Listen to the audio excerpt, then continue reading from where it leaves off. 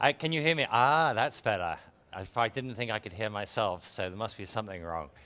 Okay, so welcome to the session. If you haven't met me before, I'm John Craddock. I've worked in the identity space for a long time now. Originally, my speciality was Active Directory and got involved in lots and lots of AD deployments.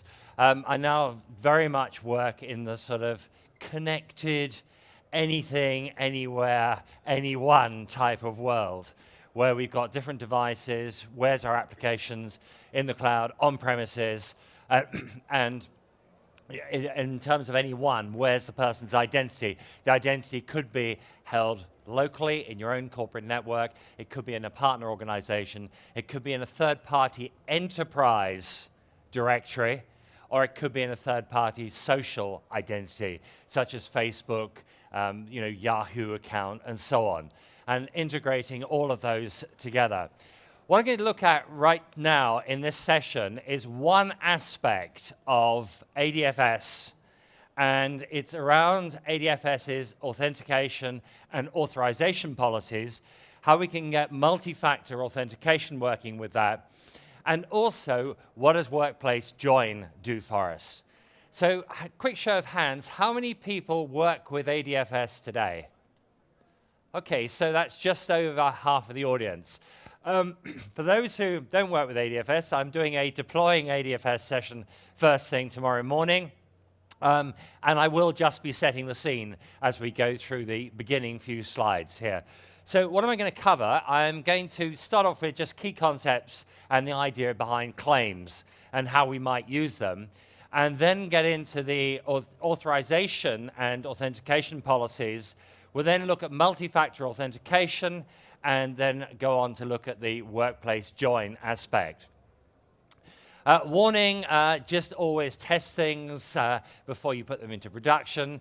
Don't just assume that what I'm going to tell you will work in every situation. A lot of time, especially when it comes to troubleshooting tips and things like that, it's from field experience, and no two fields are the same. You do get the most horrible fields at times, you know, those ones full of cowpats, which you've got to be very careful in. So just bear that in mind. Also, the demos I'm doing, they're not fault tolerant, highly available, which we've got to make sure we really are when we've got an ADFS deployment. And I'll be talking about that tomorrow morning. So what are today's identity challenges? Today's identity challenges, very much what I just spoke about, applications absolutely anywhere, on premises, in the cloud, with a partner. We've now got our users, which could be from our own organization, or they could be from a partner organization, but the real game changer here now is device anything. So it's the supporting the bring your own device scenario. So it's a big game changer that's happened over the last couple of years, is that we now need to support lots and lots of different devices. At one time, no way would you use an iPad to connect to corporate resources. And then, of course, the CEO wanted to do just that, and we had to find a way. Obviously, in terms of productivity, we need machines now which will actually, or devices which will allow people to get access to personal data and to corporate data, and we need to put sort of firewalls internally on those applications. But I'm going to be talking about joining devices into our environment. And then identity, identity could be anywhere, and federation gives us this capability of joining it all up together. Now, just going through the key concepts here, and the protocol flows vary. There are lots of different protocols for supporting this. In the enterprise world, and especially if you came with a Microsoft world, it would be WS Federation that we're using. Other enterprises might use the SAML-P protocol for transporting information around. But today, if you're going against REST services, you will be looking at things like OAuth, OAuth 2. And if you're thinking of it authenticating from devices, it's quite likely that you'll be using OpenID Connect. But the basic principles are the same. This user wants to access application X, right? And application X could be absolutely anywhere, and that user could be anywhere.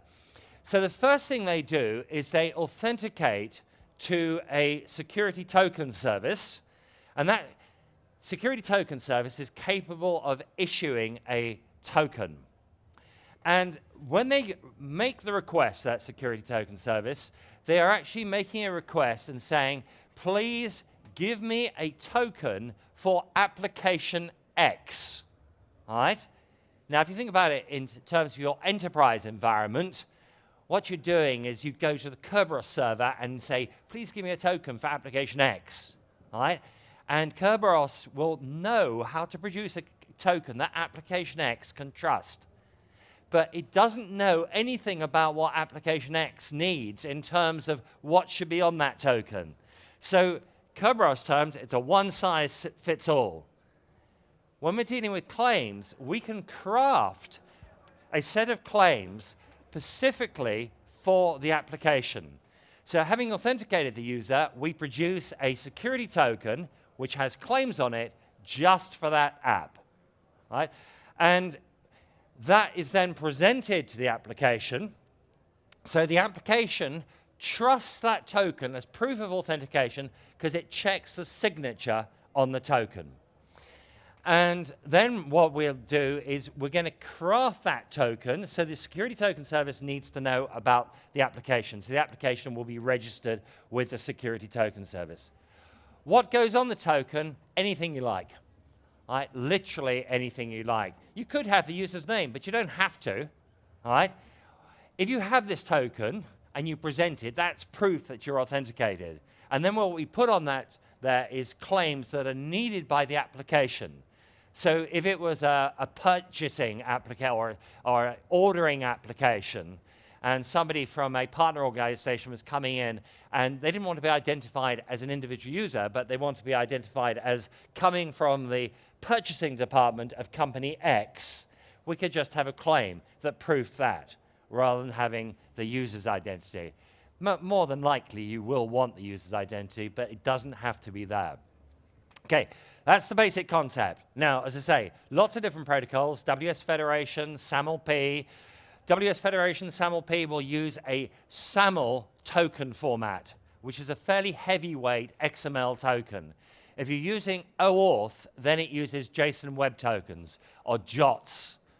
And those are they're like SAML tokens, but a lot more lightweight. They're much more compact, they're much easier to produce, much easier to parse, much easier to transmit. So they're really, really good for small devices. So, claims. It's all about claims when making decisions about whether we're going to be allowed access to something. So if we look at the ADFS claims pipeline, what it has is it has a claims pipeline which you can think as the heart of it, all right? And then showing off to the left up there, it shows the claims provider trust. This is where we trust someone to produce claims for us that we'll accept. That someone could be our Active Directory. So we could be authenticating a user against the AD. So we'd have a claims provider trust to the AD. That someone could be another security token service which has produced a claim set for us, signed it, and because of a relationship with that other security token service, we accept those claims. We then got our relying party, and our relying party are the applications that trust our ADFS server. So if our ADFS server produces a set of claims, digitally signs it, and it gets presented to that relying party, the relying party will accept it because it can validate the signature, and then you've got whatever claims you need on there to make authorization decisions on the relying party. So on the left-hand side up there, what we've got is what we refer to as the acceptance transform rules.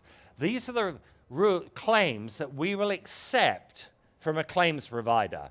So it could be the claims that we're going to extract from our AD. It could be the claims that we'll accept. So we get a token from another security token service full of claims. Which ones will we accept?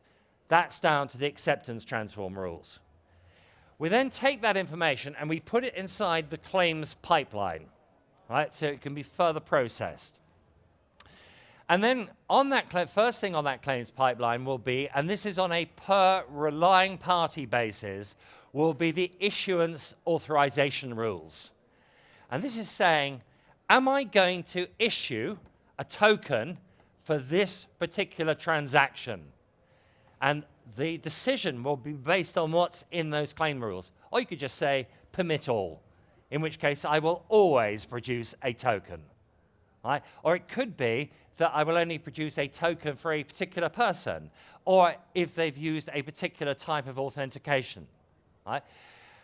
I then, having made that decision, it's either permit or deny, and then I go into the issuance transform rules, where I actually take what's in the claims pipeline, extract those based on the rules, and produce a security token which can be passed through to the relying party. Right?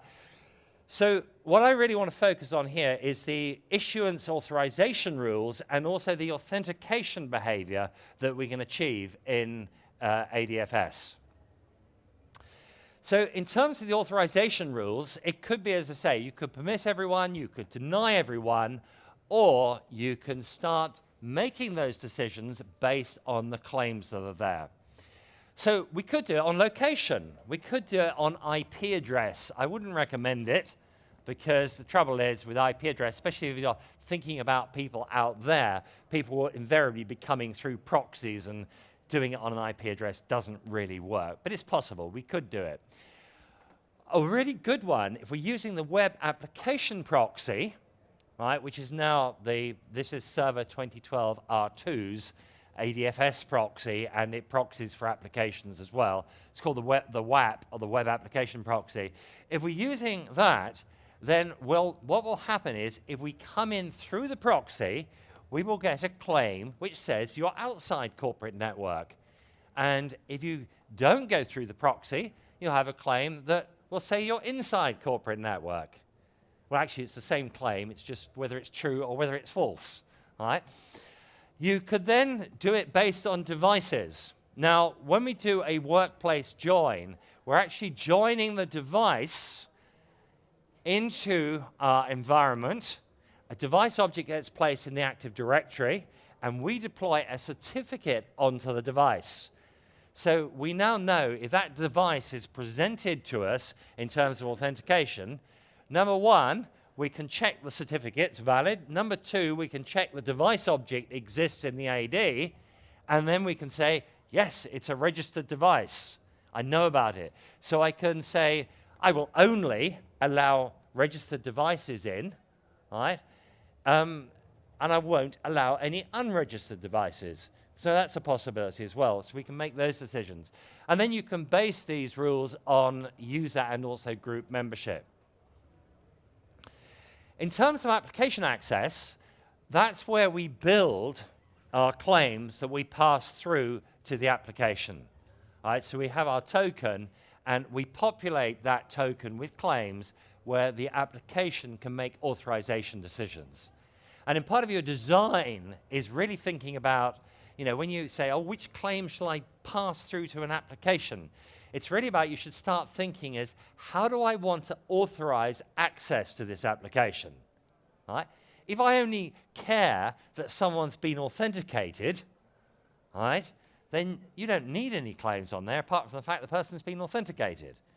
But if you care if they're maybe over 21, or they belong to the sales department, or they're coming from a registered device, then those are the sort of claims that you need to add into the processing and generation of the token.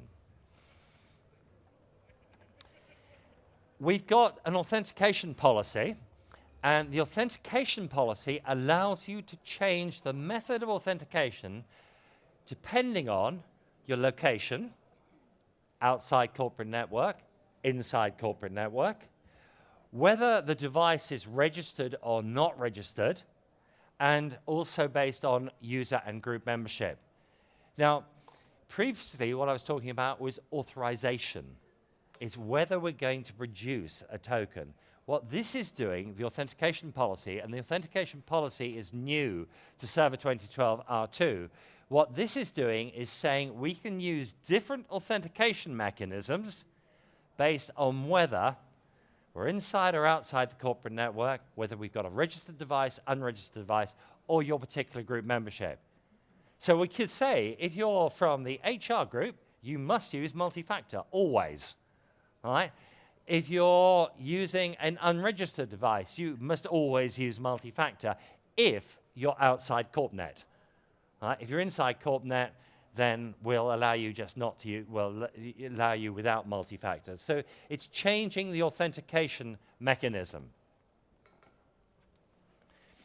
So we have global authentication policies, and then we have per relying party authentication policies. Global authentication policies are all about specifying how everyone authenticates. It's how you authenticate to the ADFS server, not based on which actual application you're going to. And so what we can have here is we can have for the extranet, which is really the internet, it's just the way it's been named in here, and then we've got the intranet. What type of authentication do we want? Not forms-based, or would we like to use certificate authentication when we're out on the internet? Internally, is it forms-based, is it Windows authentication, or is it certificates? You can have multiple if you like. So you can actually sign in, username and password, right? So Windows authentication, and you could use certificate authentication if that's the way you want it. And we can let the user choose which method. Over here is this little box here, which is enable device authentication, is required to be ticked if you want to do a workplace join and then make decisions based on whether the device is registered or not. So if I leave that box blank, do a workplace join, right? Certificate will be deployed, etc., etc. However, I won't know anything about the device itself. If I want to know whether the operating system is running, the operating system version, etc., I need to tick this box, which is enable device authentication. And if you enable device authentication, you will have had to have done workplace join as well for it to work. In terms of multi-factor options, there's one out the box, which is the certificate authentication, so we can do that straight out the box.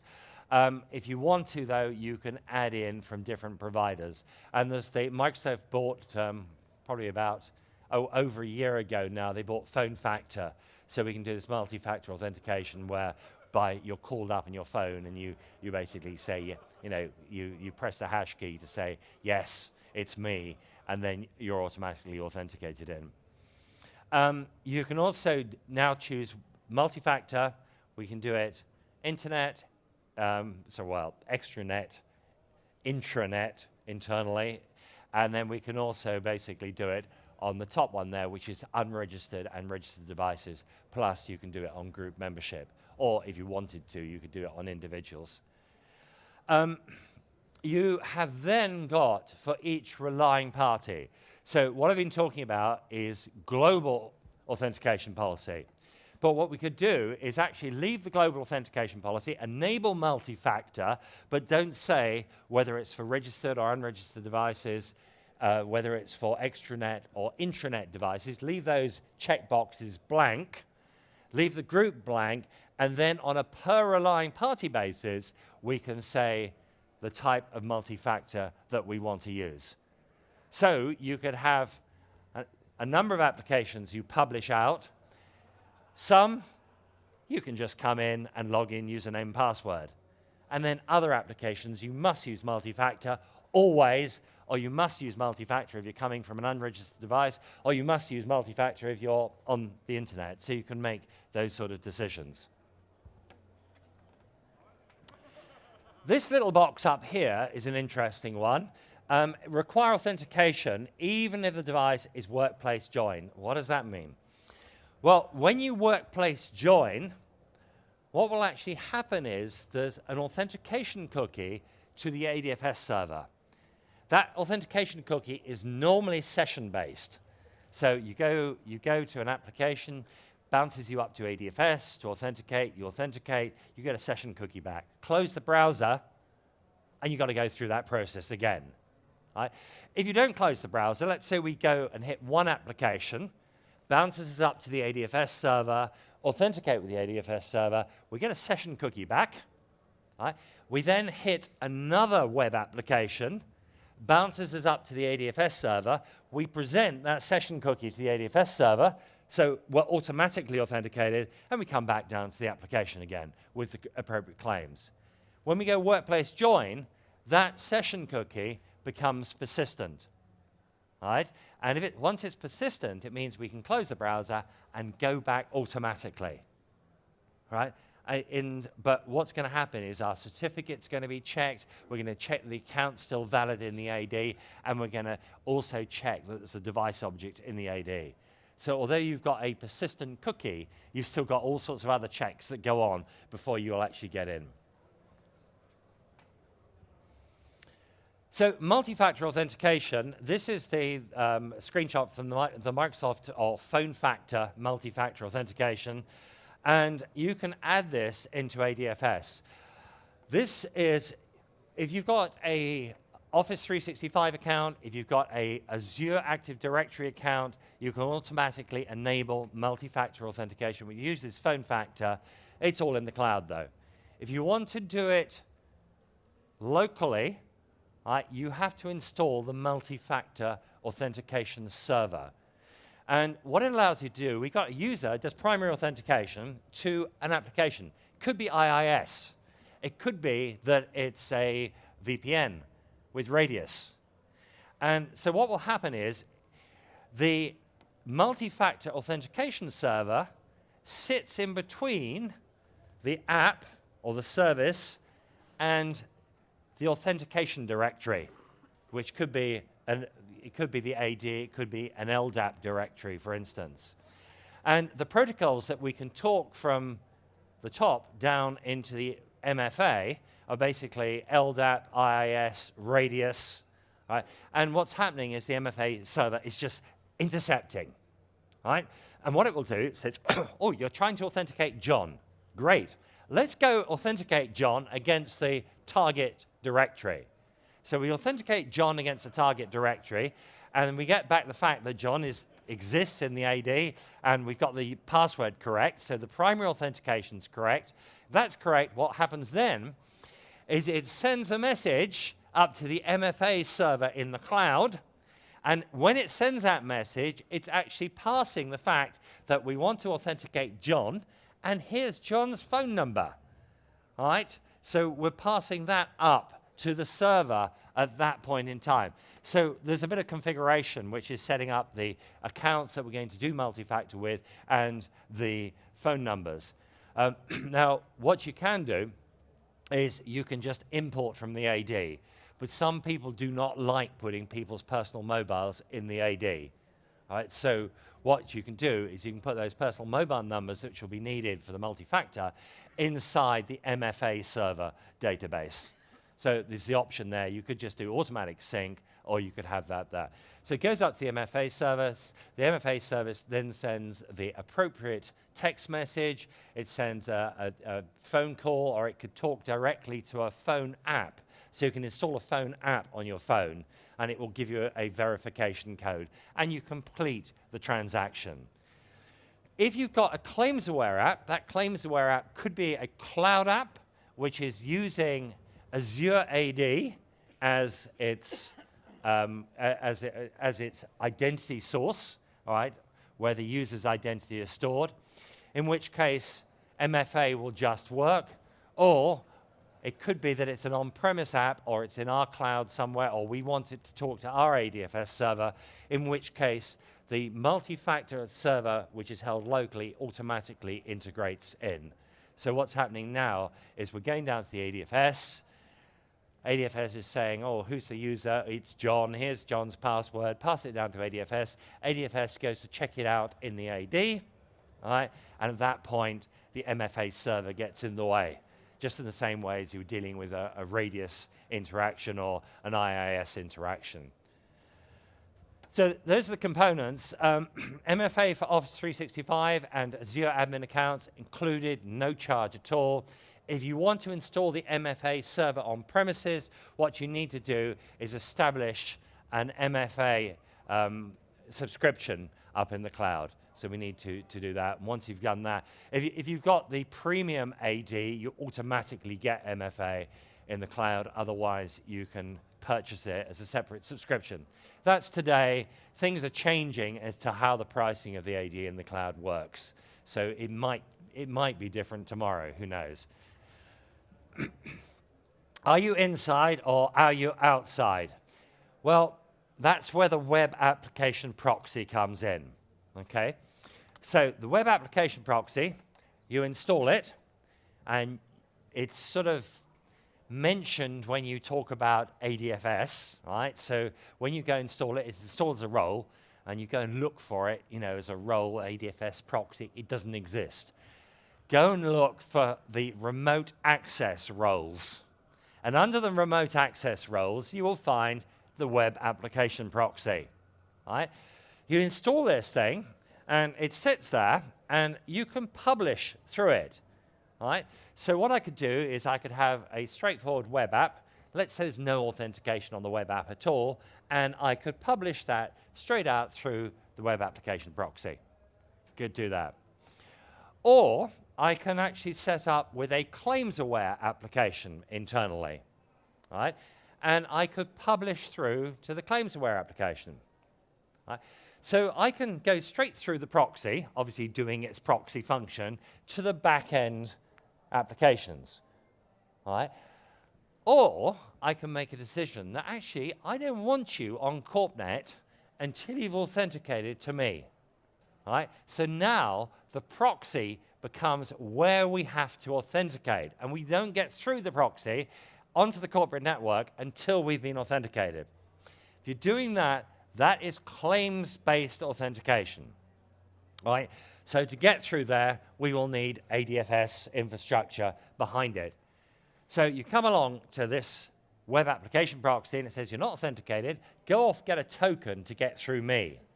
Right? So when we come to it, what we'll be doing is trying to get to, let's call it server 1 or web 1. We're trying to get to web 1. So we come in on a URL to web 1. This guy says, you're not authenticated to get through me. So what he'll do is he'll send you off to ADFS. Where's ADFS? It's in there. Right? So you come to ADFS. That is not authenticated. You actually go through to ADFS. And this guy's acting as the proxy to ADFS. Right? So we've gone through. We've got a token. We come back. And now this guy says, oh, yeah, the token's OK. I'll let you through. Now we hit Web 1. And if that's a claims-based application, Web 1 will say, you're not authenticated. Go to ADFS. So you come back, you come through to ADFS, but this time you have an authentication cookie to ADFS that you got during the first transaction. Right? So you just present your authentication cookie to ADFS, and it lets you through, and you're through to your web application. But the advantage of using this is it can tell that application whether you came from the inside or the outside. So we can make decisions based on that. Just for completeness, there is a function here where we could have a Windows auth app internally. What we come as we authenticate with claims here, and what happens is it uses Kerberos constrained delegation to switch to Kerberos to go through to the Windows app internally. So if you needed to support a Windows app which you wanted to publish out through the web application proxy, you can do that. So what I want to do is actually, now we've sort of got the big picture, I want to give you a demo of what's going on here. So I'm going to switch over to my demo environment, which is hopefully all running underneath here. And I want to go, first of all, to my ADFS server. So where's the ADFS server gone? That looks like it. So over to my ADFS server. And what I've got is in here, I've got my claims app, right, which is the relying party. And in terms of the claims app, If I look at the claims app itself, sorry, I'm looking in the wrong place. Let me go back. I want to be looking under trust relationship. Relying party, there's the claims app under the trust relationships. And if I look at edit claims, what I can see is the issuance transform rules. So this is what's going to come out of the pipeline and go into the token. But I will only do that if the issuance authorization rules pass. Well, currently the issuance authorization rules permit access to any user. If I go across to the proxy server, which looks like it's here, and if I look at the proxy server itself and I go to tools, I won't find anything about the web application proxy, but what I will find is remote access management. And that's the console that the proxy actually ends up under. And I have two applications published here. I cannot edit the publishing of those applications. If I have made a mistake, I've got the URL wrong, want to change the URL, I basically delete the published app and republish it. All right, so, but I've got my Claims app and my Windows Auth app published. If I go to my client, which is here, and just log on to my client, and I go across to my claims application, and it's prompting me. It's got a Windows Auth prompt on there, so it should give you a clue that you're inside the corporate network. So I'm going to go in as this guy, example John, and what we've got is we've got our claims aware application showing up. Oops. And those are the claims that came out of the pipeline and were set with the issuance rule. But notice down here, it says under there, we've got inside corporate network, it's true, all right? And that's because we've come, we're not come through the proxy, right? And it's also given me the client IP address. Okay, so let's go back to our ADFS server, which is this guy here, and let's go and change the issuance authorization rules here. And what I want to do is actually decide that if you are an HR person, right, you are not permitted to gain access to an application from the internet. Right? This is an authorization. I'm not saying if you're on the internet, you've got to use Multifactor. What I'm saying is you're not allowed to gain access to that app if you're coming from the internet. So what I can do is I can add a rule in here, and I'm going to actually have to use here a custom rule. And the custom rule we're going to do here is deny it's HR from the internet. Deny HR from the internet. Now, what is the rule? I've actually got it in here to save me typing, which would take forever. And let's just have a look at this. Try that again. Okay, so what the rules are, condition, and here's the issuance statement. Condition 1, all right?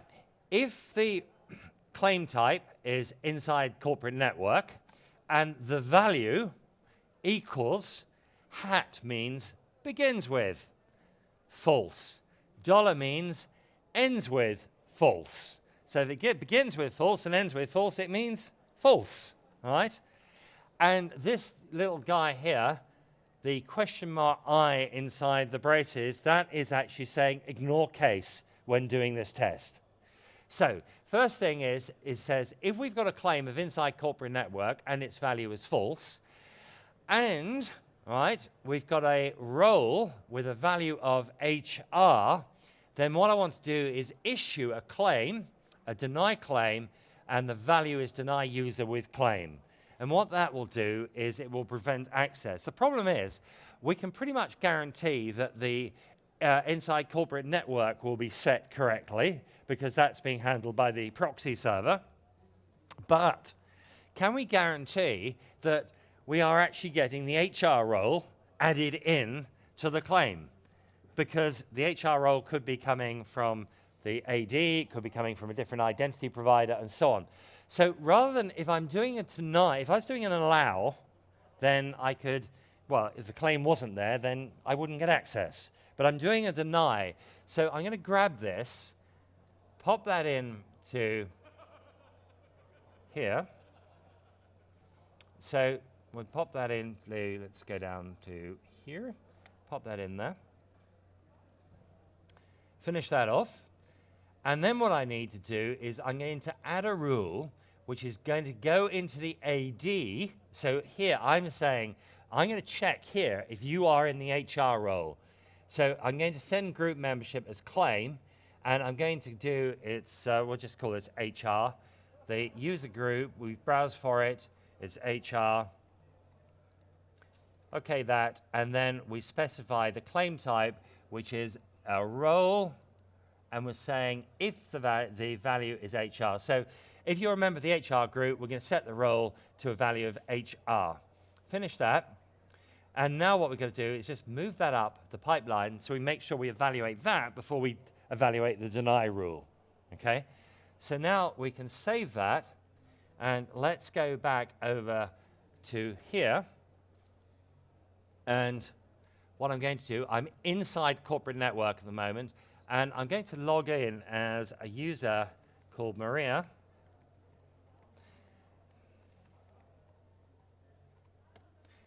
And successful, okay? So that was successful. Let's now shoot ourselves over to the internet. And we're going across now onto the internet. And we will try that again. So we're now on the internet, and you notice immediately it's forms authentication. So we're going in as example Maria again. And I think I typed that wrongly. And it says, you're not allowed in, all right? You are not authorized for access. Well, you might think I've broken the whole thing. So what we'll do is we'll go in as our user, John.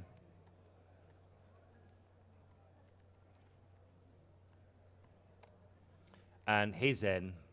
And what we've got over here is if we come down to there, what we should find is we have inside corporate network now equals false. Okay, and that was the authorization decision made based on that. So if we want to go multi-factor, what I need to do is not look at authorization, but look at authentication policies. So that was setting up a authorization policy. So I'm going to go now across back to my ADFS server, and over here I come down to the authentication policies, and the method, I can go to the method and choose, I should be able to, that's better. I can choose, I'm not going to go through the details of this because we covered it in the slide deck, but basically we choose the authentication method on the extranet and the intranet. If I go to multi-factor, what I can do is turn on the use of certificate authentication, and I'll turn on the use of Windows Azure multi-factor authentication. And then what I'm going to do is OK that, and I'm going to do it on, now go over to a device per relying party, and on my Claims app, I'm going to edit the multi-factor authentication on that Claims app, and I'm going to say, for unregistered devices, I'm going to say for the extranet, use multi-factor. So now, for the extranet, it's actually going to use multi-factor. So if I come back now to outside, if I come back outside and I now go to my Claims app again, and I go in as, so I go in here as example John again. Remember, Maria doesn't have access. It's now saying, would I like to use an X509 certificate, because I tick both those boxes, or would I like to use phone factor? So if I use phone factor, what it will do is it's now We've gone through to the AD. It's been intercepted by phone factor. If I click on continue, what it's going to do, it's now talking up to the cloud. And what the cloud's going to, I've passed John's username, John's password, John's phone number across to the cloud service. And hopefully, any second, I should get a phone call. Because, in theory, come on. Okay. So for some reason, it's probably the internet connection's not working properly. It's now asking me to authenticate using so it can't do the phone factor, but I do have a fallback, so the pet's name, favorite teacher's name, and so on. So if it doesn't actually manage that phone, let's do it. Let's just cancel that, and let's use the, go in and use the,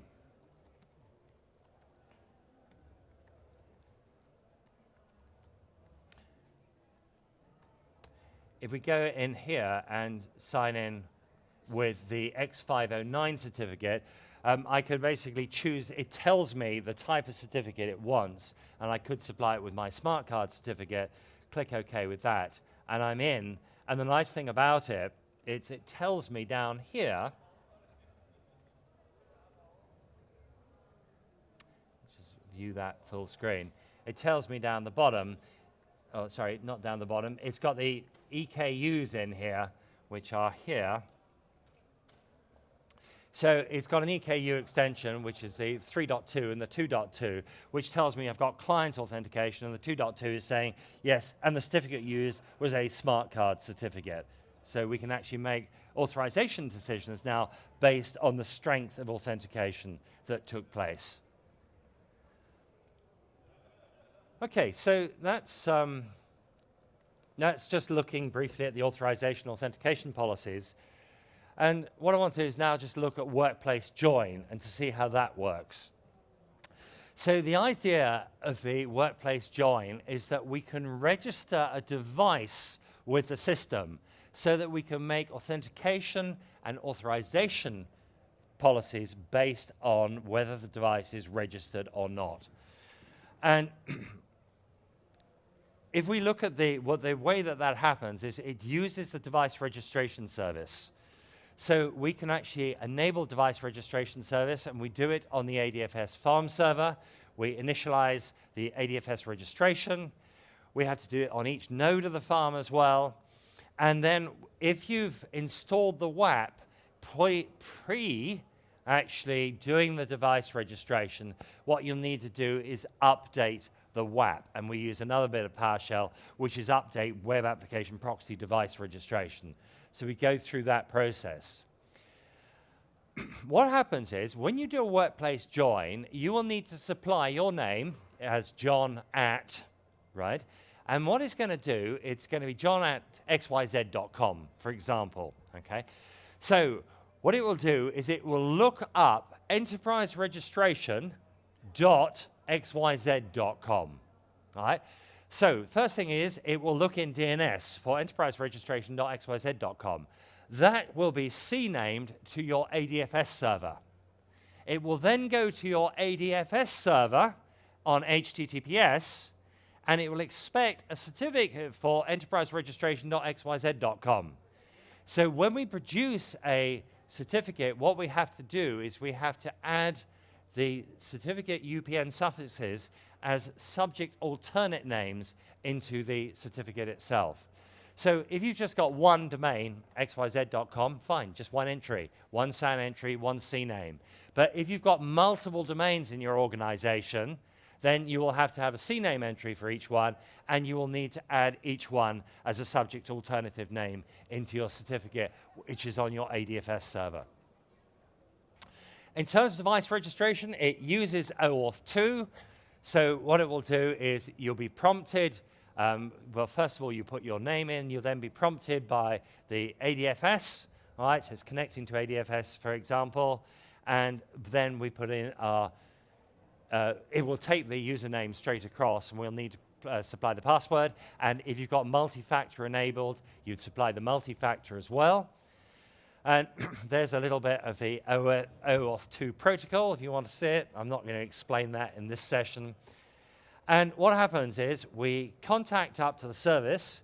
the service, username, password, OAuth authentication to the service will then push a certificate down onto the device. So we now have a certificate on the device. At the same time, the service will actually write an object into the Active Directory, and that object represents the device. And that object is identified by a GUID, right? And it's the same GUID that you'll see on the certificate as well. So if you look on the device, you will have a certificate with a nice GUID on it, and inside the Active Directory, there is a corresponding device with that certificate. And then in terms of the attributes of that device object in the Active Directory, number one, it will say who registered the device.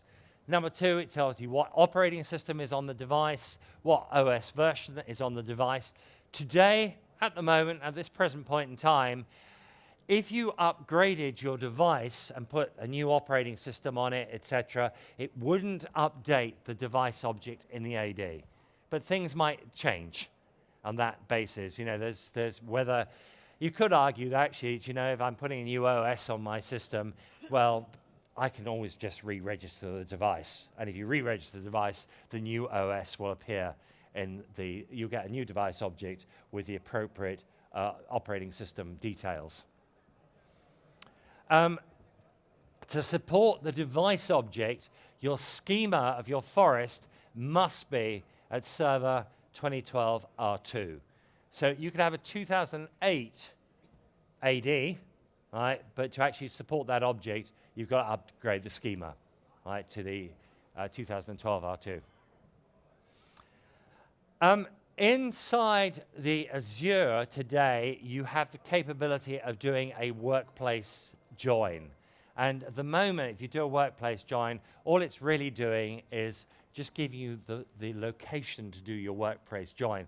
So the enterprise registration will actually point up into the Azure cloud. You do the registration up there, and then the device object will replicate from Azure down into your AD. And what you have to do is watch this space to see in the future what's going to happen up in the Azure AD that would make use of the workplace join. Right? There's all sorts of things happening to the Azure AD, and say it almost changes on a daily basis. It's not quite, but it changes very, very, there are lots of changes happening to it. And there's lots of stuff in preview. So at the moment, Workplace Join is in preview. When it comes out of preview, we might see the next components. Single sign-on. After your, I've already said this, but after your initial logon, what's actually going to happen is you get a persistent cookie. So if you've got a workplace join, after initial logon, you have a persistent cookie. And what will happen is, this is the workplace join initial logon. So you've already done workplace join. Now you're accessing a web application, right? And this is the first time you have gone back through ADFS. So what happens is you go to your web app, so server1.example.com claims, and that will say you're not authenticated. So it bounces you to ADFS. So we request a token from ADFS. At that point in time, what ADFS will do is it will check to see if you have a certificate. It will check to see if you have a valid device object. It will check your username and your password and your multifactor, because this is your first authentication, right? And if all that works, what it will do is it will give you back cookies, and one of those cookies, which is the authenticated to ADFS cookie, is now persistent, right? So we've also got back a token, and that token will allow us, I just clicked the wrong way. That token will allow us to get through the WAP.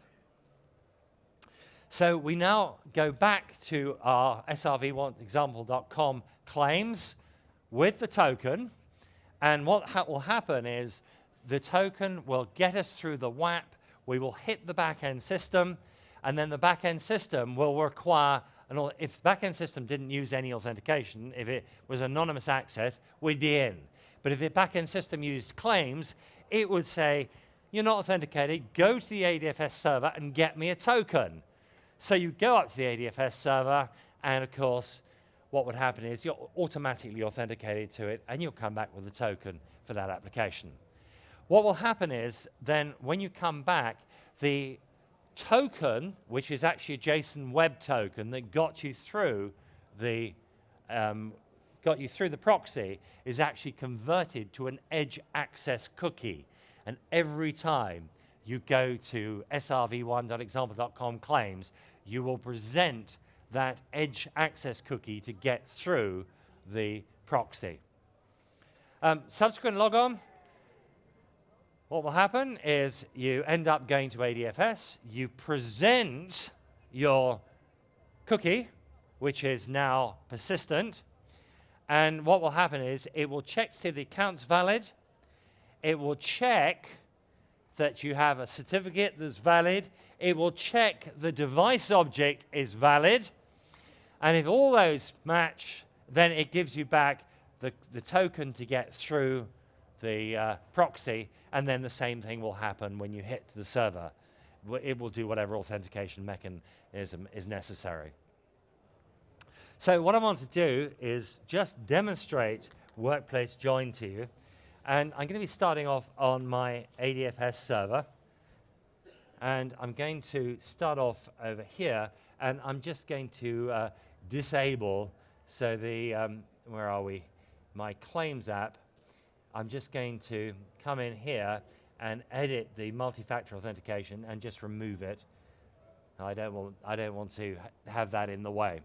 Okay, so that's disabled, and my next job is I'm going to go to my client number 2, which is not currently there, so we'll come over here and we'll go to client number 2, and I'm going to just connect to that guy.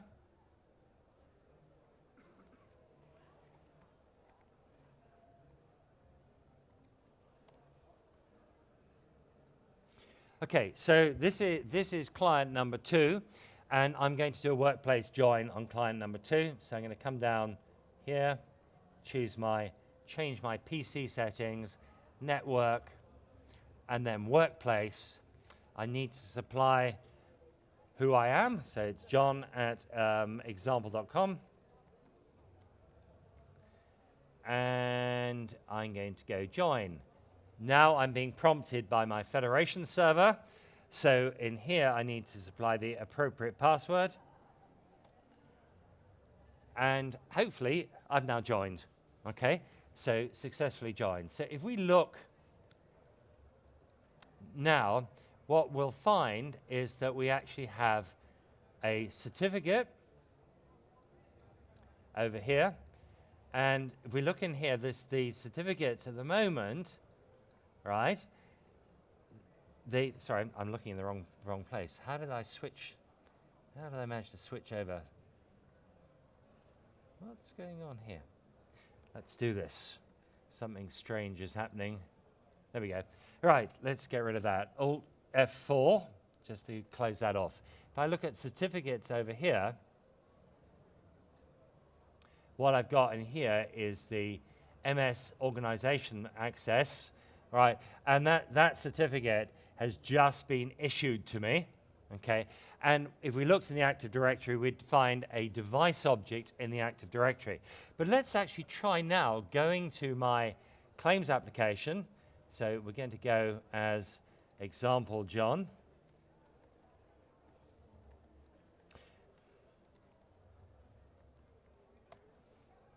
And if we look down here, this is the workplace join device.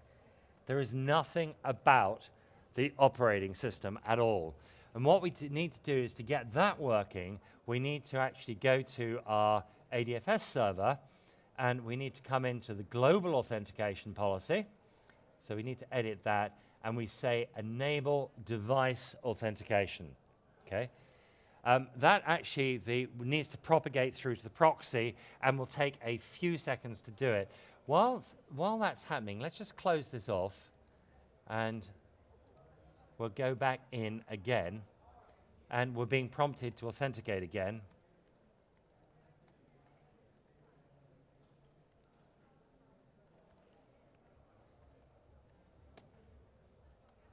And let's have a look to see if the proxy has, yeah, OS type Windows, all right? So it now knows that we are on Windows, and it's got the version number in as well, okay? And if I go back over to my DC, or I don't think I've been there already, so we need to, where is it? There we are. So let's just log on to my domain controller.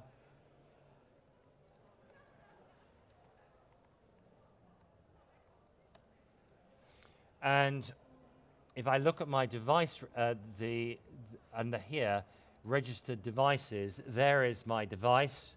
And this GUID will tie up with the GUID on the token. If I go to the attribute editor, and I go down here, and I'm looking for the, where are we? Yeah, here's the OS type, and I'm just going to change that to Windows 99. Okay, it's the latest version. Make sure we're up to date. The year 2099, maybe.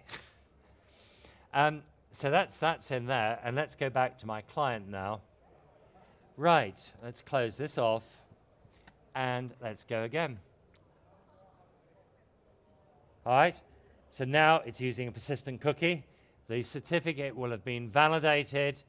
If we look down here, we should find that, strange, why hasn't it picked it up? You know what, I obviously didn't save it. Let's just check that. Yeah, I didn't save it, Windows 99. But let's just close that, and what I can do is I can go to, just to show it is the ADFS cookie, I can actually go to a different, go to my Windows Auth app. Hang on, let me just do that. And I can go across my Windows Auth app, and it's not, sorry, I've disabled the Windows Auth app on it because I'm not, hang on, let me just do this.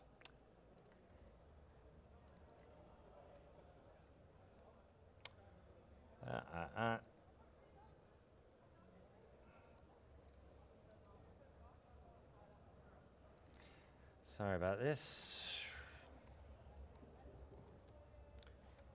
I am sitting inside, so I'm just going to move my settings. I'm going to move this guy onto the internet because the Kerberos constrained delegation will only work coming through the web application proxy. So let's try that again. So claims, all working. Sorry, I'm coming from the internet now, so I did need a different set of cookies. Hang on, let's just get this right. Example, John.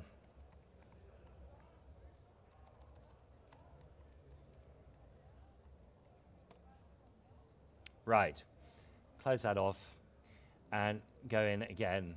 And we're not being prompted. If we look down here, we would find the Windows 99 claim should be down there, just to prove it did work. There's Windows 99 in there. And if I go to close that, so I've actually closed the browser. If I go to my Windows Auth app, I don't have to supply credentials because it's got the persistent ADFS cookie. So but the mistake I made, I was inside the corporate network rather than outside it. And to get this Kerberos constrained delegation working, I've got to be coming through the proxy for that to actually work. Okay, so if we just switch back over here to our slide deck. Just in summary, we've sort of crammed in an awful lot in just 1 hour, but what I wanted to do is get over, first of all, key concept for claims for those people who maybe have never seen claims before, and then show how claims can be used for authorization, and then how we can use the new features in Server 2012 R2 for changing how authentication works based on location, the device type, and also on group membership. And for now, I don't think that's a bad summary. Thank you.